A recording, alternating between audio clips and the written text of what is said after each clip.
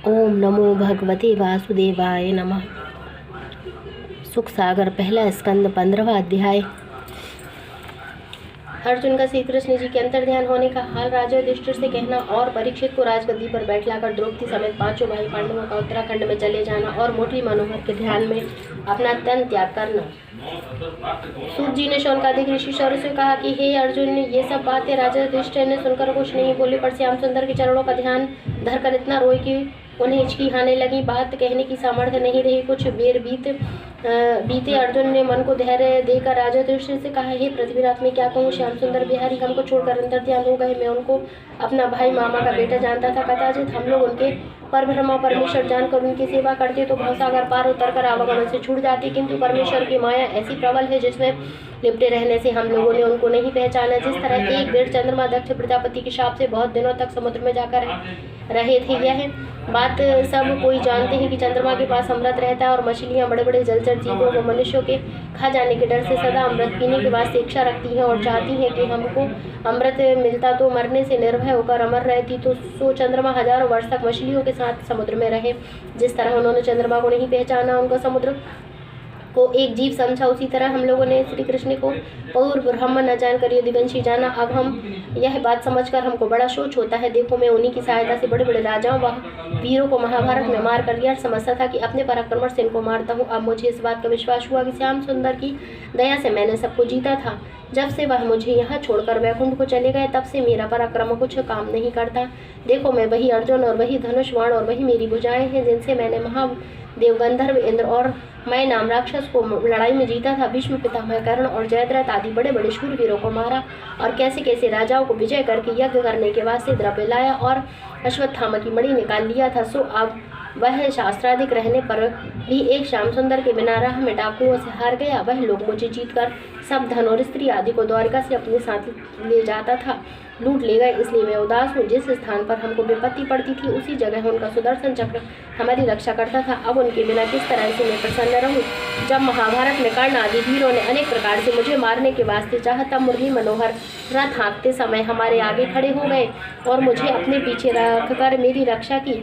मुझको धैर्य देकर कहते थे, तू मत डर। भीष्म व कर्ण अधिक सब योद्धा मरे हुए हैं। उनकी कृपा से मेरे शरीर पर शास्त्राधिक का कोई भाव नहीं लगता था।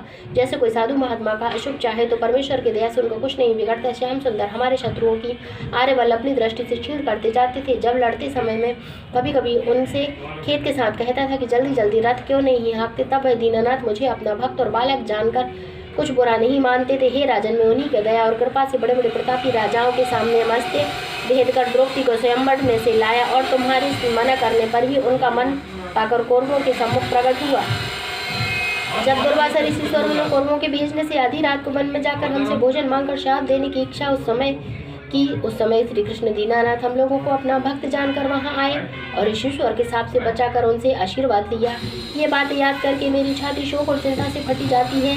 जैसे मुर्दे को कपड़ा व गहना पहना कर बैठा दिया जाए, वही हाल श्याम सुंदर के चले जाने से मेरा समझना चाहिए।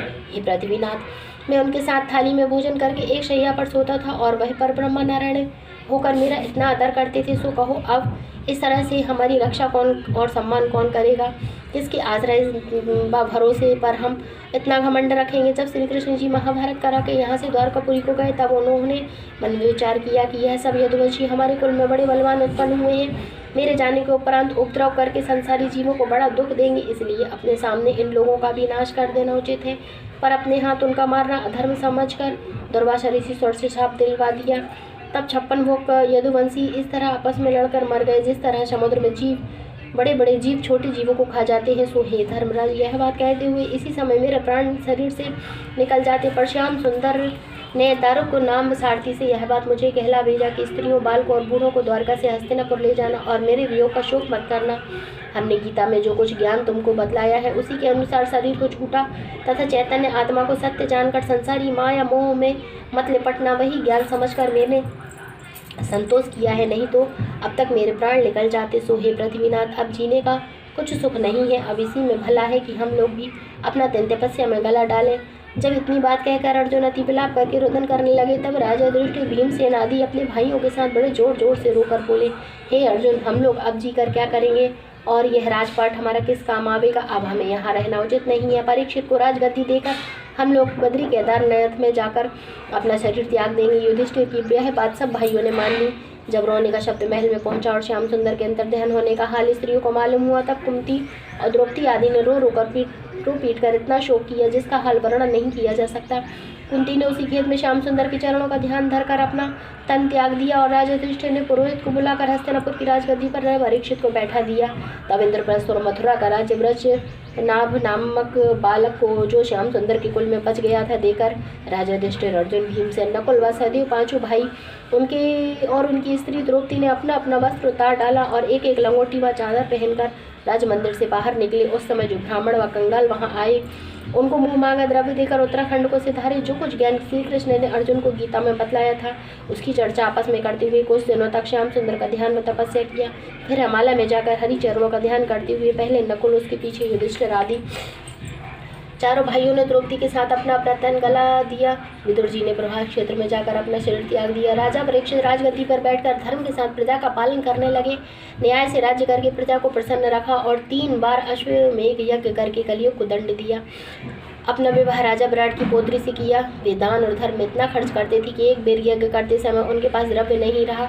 तब श्याम सुंदर का ध्यान करने से वह हुत धन उनको मिल गया और यज्ञ अच्छी तरह संपूर्ण हुआ। इसी तरह राजा युधिष्ठिर को तीसरे अश्वमेध यज्ञ के आरंभ के समय धन का प्रयोजन पड़ा था। तब नारद मुनि उनके कहने से मुरली मनोहर को हस्तिनापुर में लाकर युधिष्ठिर से बोले, हे राजन, पिछले युग में राजा मारुत ने ऐसा यज्ञ किया था जिसके यहाँ प्रतिदिन ब्राह्मणों को एक एक थाली लोटा लोटी और सुनहरी चौकी भोजन करते समय नहीं देकर फिर वह सब जूठे बर्तन नगर के उत्तर गड्ढे में फेंकवा दिए जाते थे।